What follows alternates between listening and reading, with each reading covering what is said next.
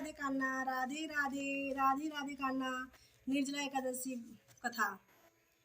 वर्ष के 24 एकादशियों में ज्येष्ठ के शुक्ल पक्ष की एकादशी सबसे बढ़कर फल देने वाली है।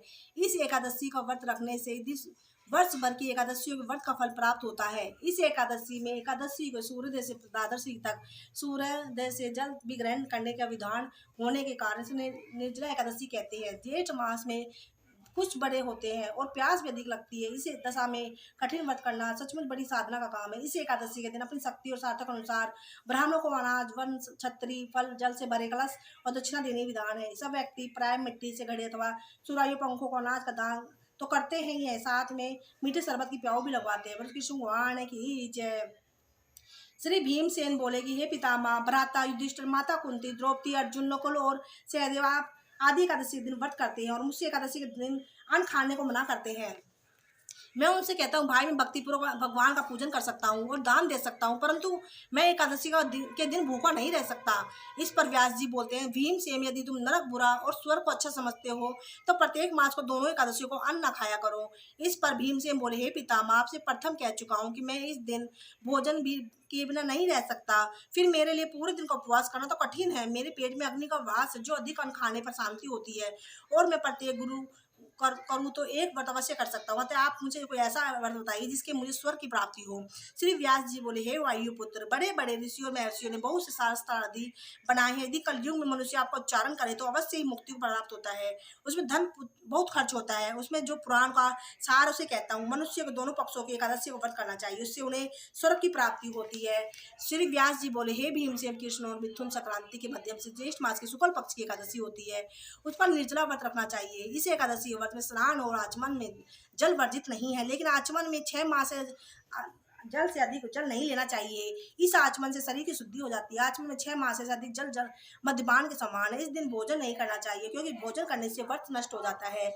यदि सूर्य से सूर्यास्त तक मनुष्य जलपान ना करे तो 12 एकादशियों फल की प्राप्ति होती है।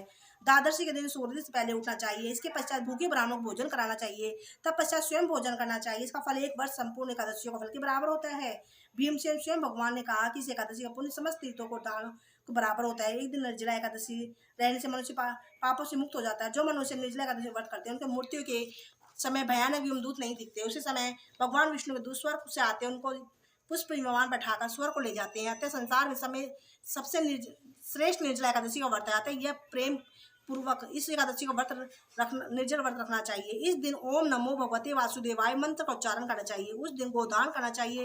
व्यास देव के ऐसे वचन सुनकर उनके निर्जला व्रत किया। उस एकादशी का भीमसेन या पांडव एकादशी भी कहते हैं। निर्जल व्रत करने से भगवान विष्णु की पूजा करनी चाहिए। उसे विनय करनी चाहिए कि हे भगवान, आज मैं निर्जला व्रत करता हूँ, इसके दूसरे दिन भोजन करूंगा तो इस वर्ष से श्रद्धा पूर्वक करूंगा, उसे मेरे सब पाप नष्ट हो जाए। इस दिन से बड़े अस्त्र से ढककर स्वर्ण को दान करना चाहिए।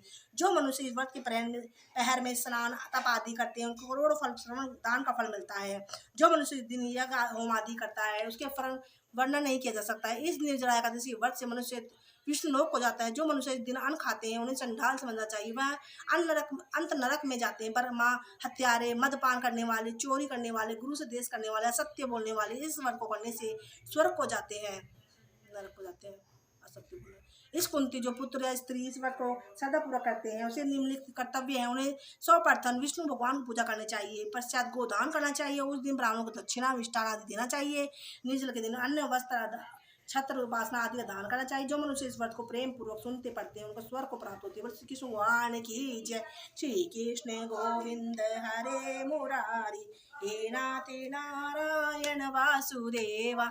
श्री कृष्ण गोविंद हरे मुरारी, हे नाथ नारायण वासुदेवा। श्री कृष्ण गोविंद हरे मुरारी, हे नाथ नारायण वासुदेवा।